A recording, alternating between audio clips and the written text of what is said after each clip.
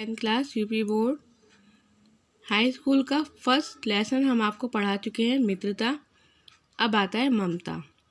देखिए, रोहतास दुर्ग के प्रकोष्ठ में बैठी हुई ममता शोण के तीक्ष्ण गंभीर प्रभाव को देख रही है। ममता विधवा थी, उसका यौवन शोषण के समान उड़ रहा था। मन में वेदना, मस्तक में आंधी, आंखों में बरसात लिए वैसु कटक शयन में विकलती। वह रोहतास दुर्ग के दुर्गपति के मंत्री चूड़ामणि की अकेली दुहिता थी।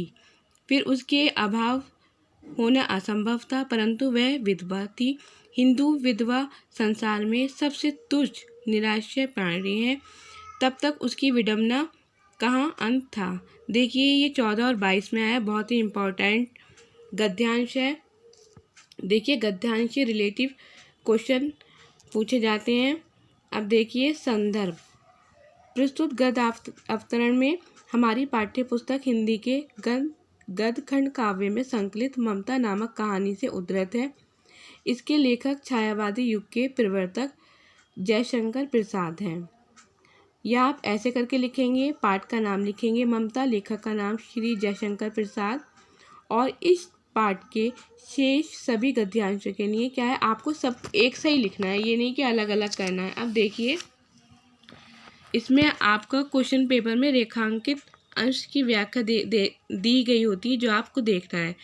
लेखक जयशंकर प्रसाद का कहना है, रोहतास के राजमहल के मुख्य द्वार के निकट अपने कमरे में उदास हृदय ममता सोन नदी के तेज प्रवाह को एकटक देख रही है। मतलब कहने का जयशंकर प्रसाद कह रहे हैं कि रोहतास का जो दुर्ग है, महल है, उसके मुख्य द्वार के निकट और अपने कमरे में उदास मन से बैठी हुई सोन नदी के तेज बहती हुई नदी को एकटक देखी जा रही है। उसके मस्तिष्क में आंधी के समान, उसके मन में जो है आंधी के समान तीव्र गति से भावी जीवन की चिंता संदर्भित अनेक प्रकार के विचार उत्पन्न हो रहे हैं। मतलब यह है कहने का कि उसके मन में आंधी के समान तीव्र गति से उसके आने वाले जीवन की चिंता हो रही है और उसके मन में विचार उत्पन्न हो रहे थे। उसकी आंखों से दुख के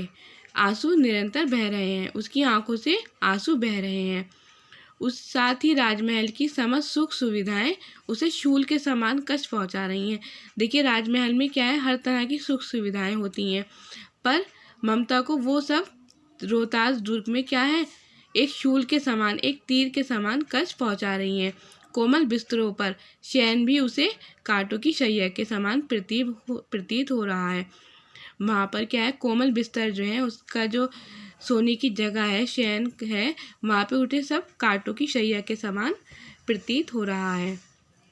अब देखिए, प्रस्तुत गद्यावतरण में रोहतास किले पर अधिपति के मंत्री चूड़ामणि एक पुत्री ममता के विषय में कहा गया है, जो युवावस्था में विधवा हो गई थी। समस्त प्रकार की सुख सुविधाओं की उपलब्धता होने पर भी उसकी परेशानियों का अंत नहीं था। देखिए, वो उनकी एक पुत्री थी और वो विधवा हो गई थी, पर क्या था, उसे समस्त परेशानियों ने घेर रखा था। क्यों? क्योंकि वो विधवा हो गई थी। सामाजिक परिस्थितियों के कारण आज भी हिंदू समाज में विधवा का जीवन दुखी अनाथ जैसा होता है। इस कारण उसका जीवन उसके लिए एक भार स्वरूप बन जाता है। इस कारण हिंदू विधवा को कैसे मानते हैं? तुच्छ निराश्रित प्राणी कहा गया है।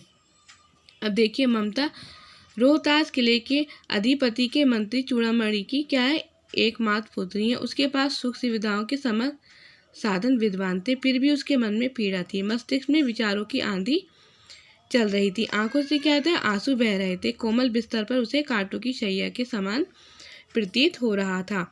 ममता रोहतास किले के अधिपति मंत्री चूड़ामणि की क्या है, एकमात्र पुत्री थी, जो विधवा हो गई थी। राजमहल के मुख्य द्वार के निकट अपने कमरे में बैठी हुई वह सोन नदी के तेज प्रवाह को एकटक देखे जा रही थी। देखिए, ये इम्पोर्टेंट पैराग्राफ है। इसमें विधवा की एक परेशानी को व्यक्त किया गया है, उसकी समाज में क्या स्थिति थी उसे व्यक्त किया गया है। आप इसे अच्छे से समझेंगे और लर्न करेंगे।